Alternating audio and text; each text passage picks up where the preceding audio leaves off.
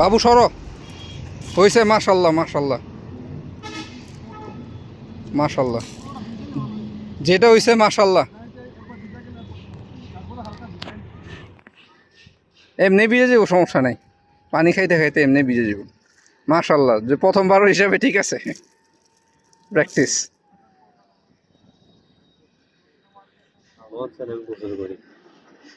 নামলে সেই শান্তি এখন দেই যে হ্যাঁ আবার পানি পড়তে আছে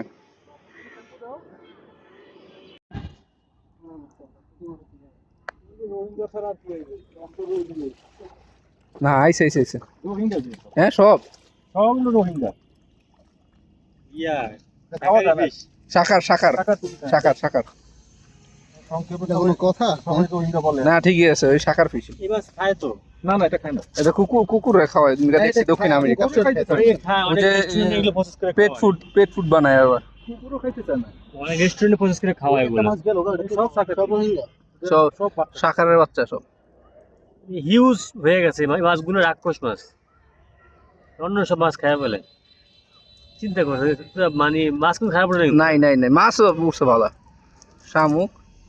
আর সব এই বাচ্চা শাখারের বাচ্চা আপনার জাল কিন্তু বেশিটা ইয়া হয়নি মেলে না কিন্তু তাও কিন্তু প্রচুর মাছ উঠে গেছে মাছ তো কামের মাছ না ওটা তো বলতেছি মানে সেই হিসেবে ভালো মাছ উঠছে শামুক উডি মাছ হইলে না দেখ অনেক মাছ কিন্তু সাগর মাছ পুরো নদী পুরো নদী ভরা তোরে ভাই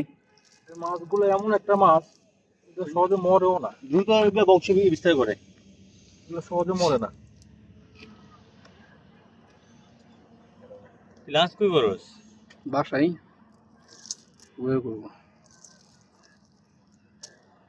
শামুক অনেক বাজার করে কি মিলে দিলা এখন যা রোদ খামু আর কি এই যে সব শাখার ফিশ বড়গুলো তো আসেনি এটা তো ছোট ছোট তো অনেক আরে বাচ্চার অভাব নেই মেরে লাভ নেই তো ফ্রিজে রেখে দিবেন এক সপ্তাহ বলে দেবো তারপর মনে আবার আবার পানিতে দিলে আবার হয়েছে যায় আগে বলতো না